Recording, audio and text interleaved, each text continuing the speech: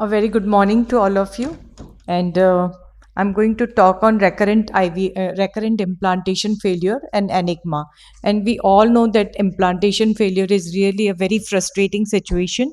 And successful implantation is identified as an intrauterine gestation sac seen on ultrasonography. And this implantation failure, may occur right from the process of attachment and migration process, and at this time the beta hCG is going to be negative, or failure to form an intrauterine gestation sac when there would be positive hCG. So definition itself is biggest enigma. What all do you consider when you are talking about definition? The key factors are: what was the number of embryo transferred, what was the number of unsuccessful IVF ET cycles, quality of embryos, because you may be transferring poor quality of embryos and then you can't call it recurrent implantation failure. So good quality of embryos: day 3 embryos more than 8 cells, they should be symmetric with 10% fragmentation, or blastocyst which are more than grade 3 BP. Then whether this was a fresh or frozen embryo transfer, and whether maternal age was taken into account or not, because we all know that with the age the implantation goes down. And this is a very good definition by Coglon. It is said that failure to achieve a clinical pregnancy after transfer of at least 4 good quality embryos in minimum of 3 fresh or frozen cycles in women under 40 years. Whereas the Estre consortium that describes it as more than 3 euploid embryo transfers or 10 embryos in multiple transfer cycles. So these are all the various definitions, and the causes we all know. It could be at the level of embryo, maternal, or embryo and endometrial interface. And there are indirect causes. Already Dr. Patki has talked about age, so it is women as well as the paternal age. Now I think we should be talking, whenever we talk, we should talk about paternal age as well. Then BMI is important, smoking and alcohol and stress, all these things can affect the implantation.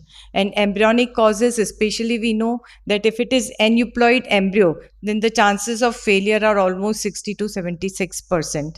And besides that, there may be gene mutation or alteration in methylation, which can again lead to implantation failure. And then there are talking about maternal factors. Mainly, let's come to the anatomic factors. And these are polyp, fibroid, adhesion, septum, submucosal myomas, adenomyosis, isthmocele fluid in endometrium, and they are usually well identified and treated before really we go for IVF. But we should again review if that situation is there, that if there is anything like that, then we should really deal with it. There may be impaired function due to thin endometrium, which is really very painful for all of us. And then chronic endometritis is coming up as new cause. It has been there, but now the importance is being given to it. And then thrombophilia and immunological causes. Then coming to the asynchrony of endometrium and embryonic, I think this is the biggest problem which is leading to implantation failure. And we all know that window of implantation may be sometimes displaced, and we may not be transferring the embryo at the right time. Then and that's why this test came up, which was ERA test, and it is with the transcriptomic analysis of gene expression at different ages, you can find out what is the optimum time of implantation. And initially we all had lots of enthusiasm, and we thought that once we find out what is the best time of endo implantation and we transfer the embryo at that time, then our success rate will go very high. But then lots of meta-analysis have come up afterwards, and they have said that there is no significant change. And some studies have shown that when they did personalized embryo transfer versus random routine embryo transfer, they found that the results were better with routine embryo transfer. So still this is a controversy going on, and maybe better studies will really clear up this issue. Then other thing which is coming up is microbiomes. Nowadays people are talking about the health, and it is all homeostasis of your own microbiomes, and that is affecting the uterine environment also, and it may affect the endometrial receptivity, the cytokine balance, and immune responses critical for successful implantation. And the imbalances can lead to inflammation, hormonal fluctuation, impaired embryo-maternal communication, and this can again lead to implantation failure. Even same thing occurs in chronic tuberculous endometritis, which is subclinical, you can call endometritis. And here also they have found that there are reduced levels of endometrial receptivity markers, and it is worth treating these patients. Then thrombophilia, we all have been talking since long time, and it may be hereditary thrombophilia or it may be acquired thrombophilia. And in acquired thrombophilia, mainly it is the EPLA.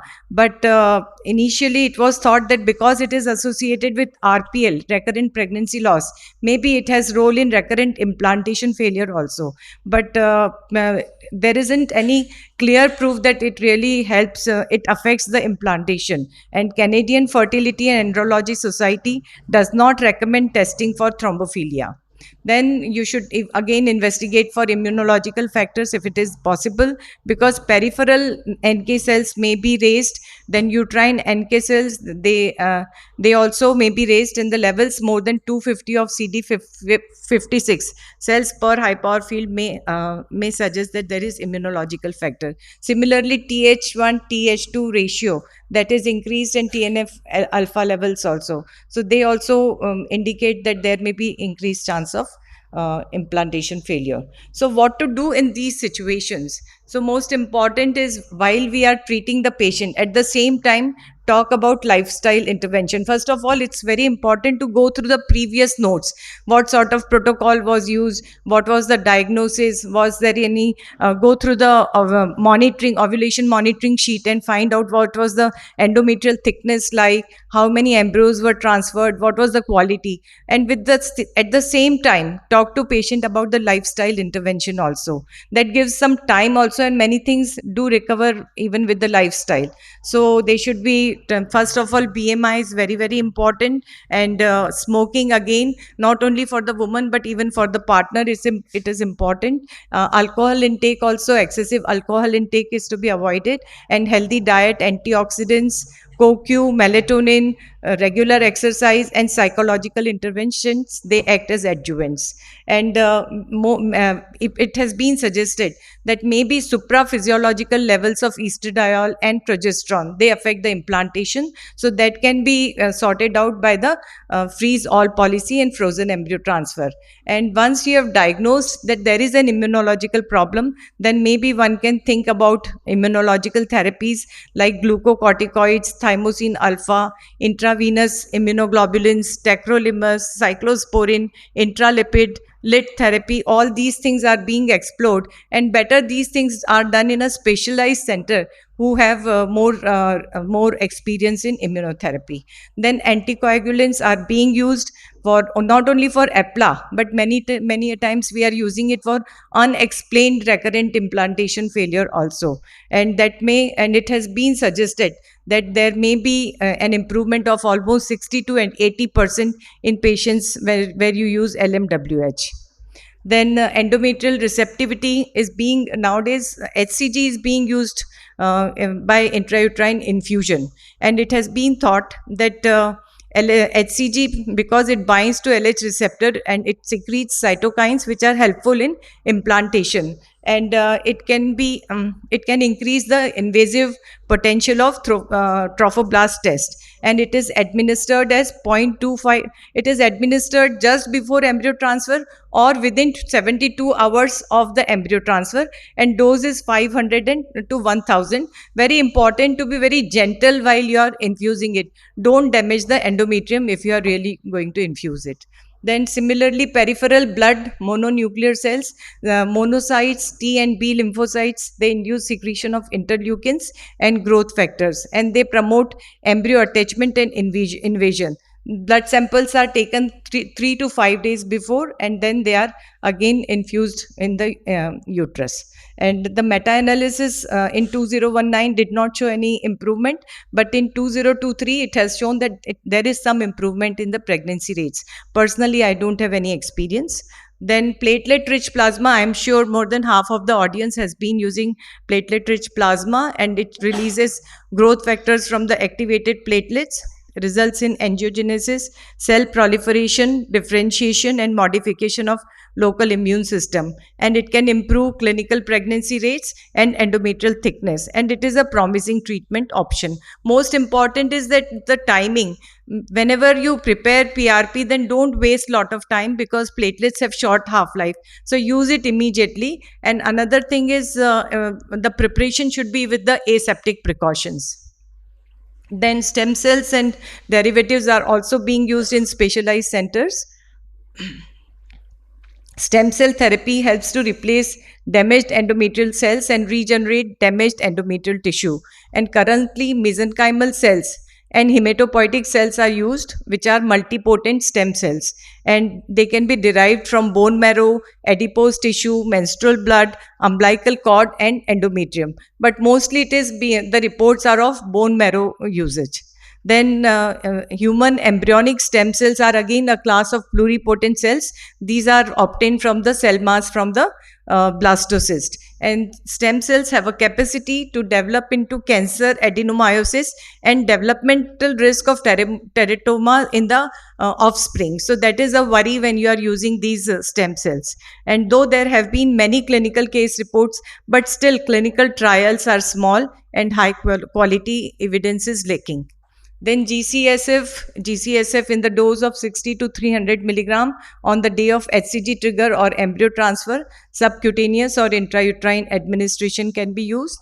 A meta-analysis showed increase in clinical pregnancy rates and in both fresh and frozen embryo transfer. So this can again be used as immunomodulator. Then endometrial scratch. Few years ago, there was a lot of enthusiasm about endometrial scratch done on day 7 of previous cycle to day 7 of the ET cycle. And it improves the pregnancy rates in previous 2 failed ET cycles. But number and degree of injury, how many scratches to be made, when to be done, and the timing, all these things are really varying with various studies. So that's why still it is not recommended by ASHRI, and the studies have shown that it is not of great help. Then this was an interesting paper that I found. This is mitochondrial transfer into human site improved embryo quality and clinical outcomes of recurrent pregnancy failure.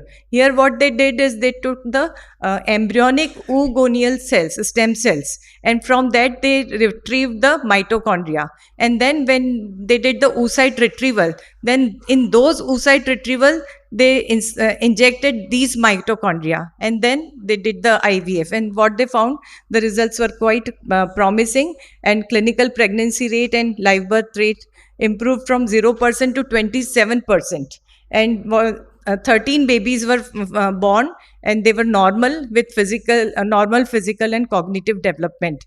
There was no evidence of mitochondrial DNA heteroplasmy. Then antibiotics. Nowadays, in the past, we thought that endometrium is sterile and there are no organisms. But now with the facilities, diagnostic facilities, we know that there are organisms, and with the RT-PCR and assays, we are able to identify various organisms. And if you identify and give the appropriate antibiotic, then that may be useful. And especially with that, if you want, you can do the CD136 also. And if that is also increased, then you know that yes, it is associated with inflammation. Then hysteroscopy, though routinely is not advised, but when there are 2 or 3 IVF failures, then one can consider. And if there are any subtle lesions, you should deal with it. Then male factor, already it has been talked about. There is no specific microscopic criteria which exists for evaluating sperm morphology, but more studies are needed, especially when people are talking about IMSI. Initially, we thought that IMSI is going to be very promising, but still it has not been shown to be of much use. And similarly, sperm DNA fragmentation has been shown to have some effect in RPL, but not in RIF. And whether to use sperm sorting device, that is also one of the questionable things. Then PGT, aneuploidy, we know it accounts for high implantation rates. So it is a very good thing, and one can consider especially in the patients of RIF. Then people think that maybe there is excessive motility of the endometrium, and maybe because of that the implantation has not occurred. So atosibin was thought that it will be very helpful, but again the studies have shown that it is not of great help. Then, so what is the optimal IVF in ET procedure? So I think most important is you review the previous notes and try to change the protocol. Then you can think about assisted hatching. Then you can think about frozen embryo transfer. And then many people, they are doing sequential transfer. What they do is they transfer one embryo on day 3 and another embryo on day 5. So transfer of blastocyst. So all these things may have some effect. So, and there are ASHRAE good practice recommendations, and in that they have recommended that reassess the lifestyle factors, reassess the endometrial thickness, and assess assess for EPLA. And you can consider doing karyotype of both the partners. 3D ultrasound, I think, is always important.